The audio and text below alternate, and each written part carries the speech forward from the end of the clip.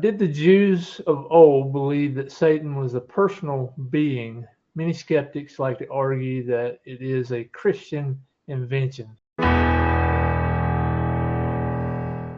Okay, so part of the problem here is that people are looking for the wrong thing in the Old Testament. The New Testament has all sorts of names for Satan. It calls him Satan. It refers to him as the devil.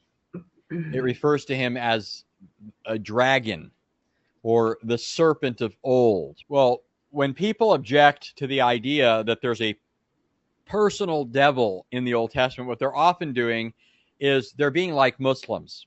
They're saying, where does Jesus say, I am God? That's already, I mean, that's a bad argument for 1,000 reasons, right? Hopefully everybody here listening knows that. And if you don't, go watch other videos we've done on that.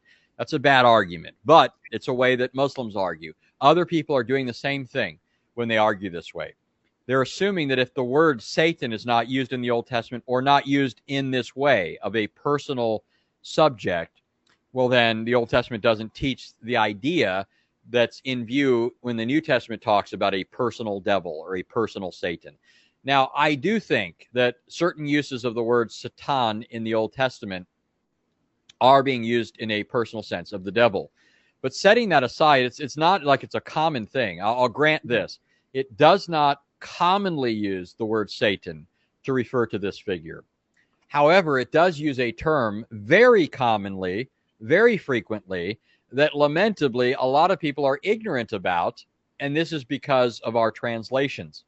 And let me set it up this way. You remember when Paul said that believers are not to intermingle with unbelievers in certain ways, right? Like believers are not supposed to marry unbelievers. They're not to be unequally yoked in that way.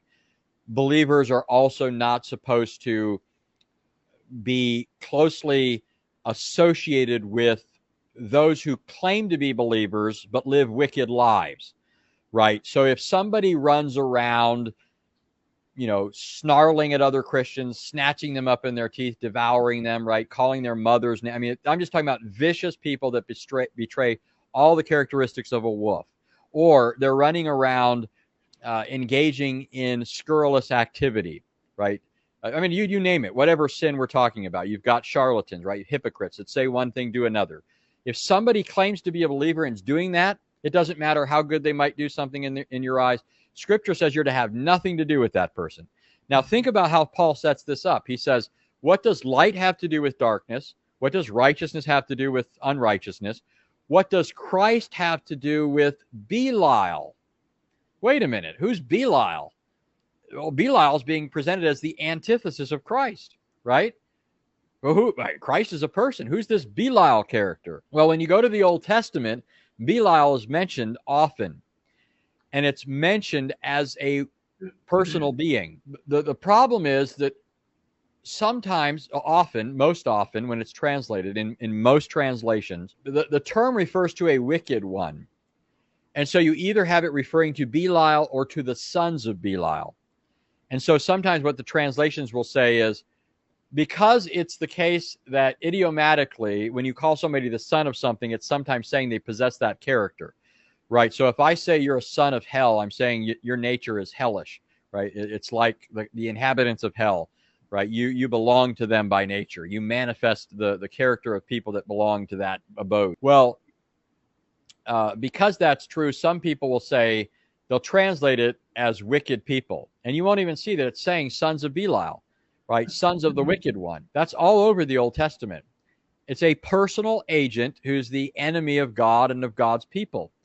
And that's a way that the Old Testament is perpetuating the motif started way back in Genesis in the garden, when it talks about the arch enemy of man as Satan, or when it refers to him as the serpent in his craftiness was opposed. Think about it. The way that the people who argue this, who want to say that the serpent's not a personal agent, what they'll say is that it's a literal snake that talked to Adam and Eve. It's not a actual serpent that's been inhabited by the devil and therefore energized to do something that Adam and Eve had no way of knowing, they couldn't do, right? It was day one for them, right? Here's this being talking. They might have thought that was normal. That's the classic view. But here's the problem.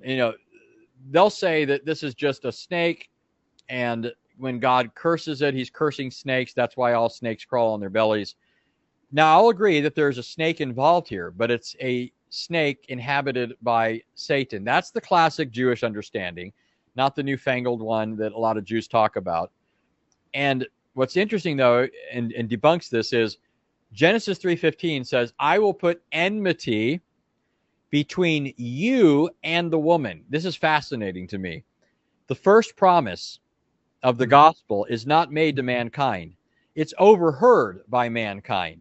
Adam and Eve are present, but God is talking to Satan. He says, I will put enmity between you, the serpent. I'll put enmity between you and the woman, and between your seed and hers. You will bruise his heel, but he will crush your head. Now, if this is just referring to a snake that was in the garden, how is God saying that one of her future descendants would crush his head? Right? And the Jewish sources that, if you look at the Targums later in Jewish history, but still ancient Targums, how do they interpret this? They interpret this eschatologically, messianically. They interpret this as something that the Messiah would do in the future. So if this is just a snake in the past in the garden, what's this snake doing around thousands of years later when the Messiah comes, right? Doesn't work. The interpretation doesn't work.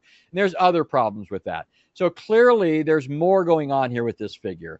And I've given you part of the more that's going on with the discussion about Belial, but there's more than that. But I'll let it suffice there.